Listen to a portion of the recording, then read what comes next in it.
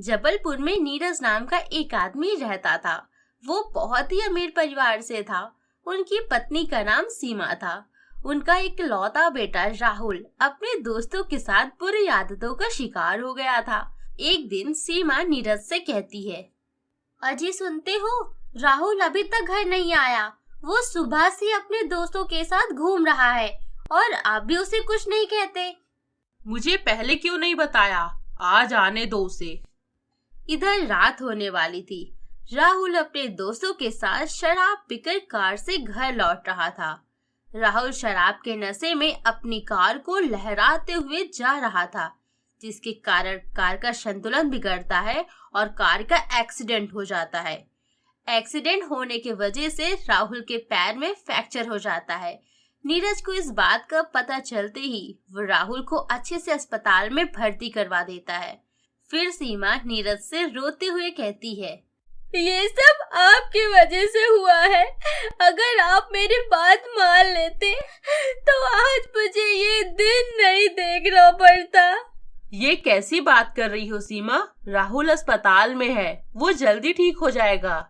धीरे धीरे वक्त गुजरता रहा।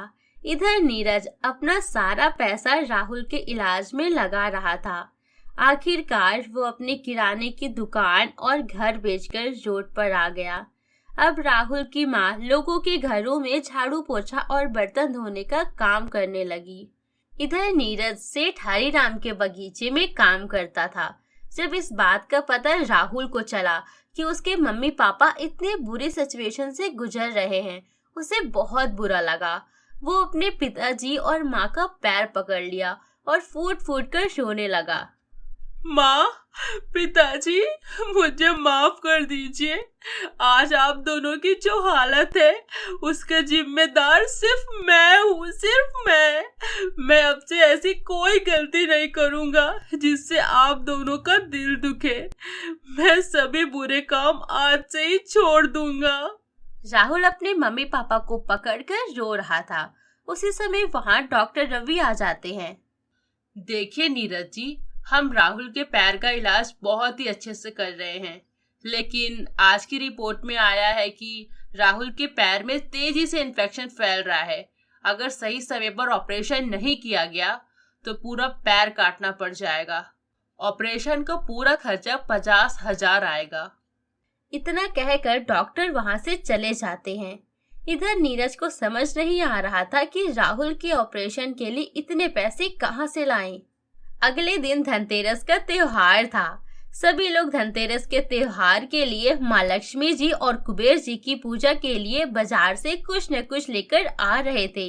नीरज और सीमा अपने बेटे राहुल को लेकर बहुत चिंतित थे। फिर भी वो दोनों माँ लक्ष्मी जी और कुबेर जी की पूजा विधि विधान से पूरी की। वो दोनों रोते हुए कहते हैं, हे माँ, मेरी एक ही संतान है जिसका एक दिन बाद पैर का ऑपरेशन है। मेरे पास इतने पैसे नहीं है कि मैं अपने बेटे का ऑपरेशन करवा सकूं। अब आपको ही मेरी मदद करनी होगी। अगली सुबह दोनों अपने अपने काम पर चले जाते हैं। नीरज बगीचे में काम कर रहा था। तभी उसे गड्ढे में एक पोटली दिखाई दी जिसके अंदर हीरे थे और नीरज ईमानदार था। वो ईमानदारी के साथ हीरे से भरी पोटली अपने मालिक हरिराम को दे देता है। नीरज, मैं जानता हूँ तुम्हें इस समय पैसे की बहुत जरूरत है। तुम चाहते तो आराम से इन हीरों को अपने पास रख सकते थे, लेकिन तुमने ईमानदारी दिखाई और इन हीरो को मुझे लौटा दिया। मैं तुमसे बहुत खुश हूँ। वैसे ये हीरे तो हैं बहुत कीमती, लेकिन इस समय मैं स्वार्थी नहीं बनना चाहता। इन आधे हीरे के असली हकदार तो तुम हो। ये लो।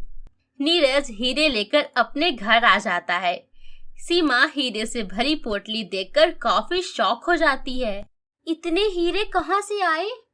नीरज अपने साथ हुई सारी घटना बताता है। ये सुनकर सीमा बहुत खुश हो जाती है और वो सबसे पहले जाकर माँ लक्ष्मी जी और कुबेर जी का धन्यवाद करती है। नीरज उन हीरो को बेचकर राहुल के ऑपरेशन के लिए डॉक्टर को पैसे देता है और राहुल के पैरों का ऑपरेशन हो जाता है। कुछ दिन बाद राहुल अपने पैर पर फिर से चलने लगता है। तीनों फिर से खुशी खुशी रहने लगते हैं। नीरज उन हीरो से जो पैसे मिलते हैं उसका इस्तेमाल करके अपने नए बिजनेस में लगा देता है और माँ लक्ष्मी जी और कुबेर जी की कृपा से उसका बिजनेस अच्छा चलने लगता है और वो सभी फिर से अमीर हो जाते हैं। उम्मीद करते हैं दोस्तों आपको ये स्टोरी बहुत ज्यादा पसंद आई होगी।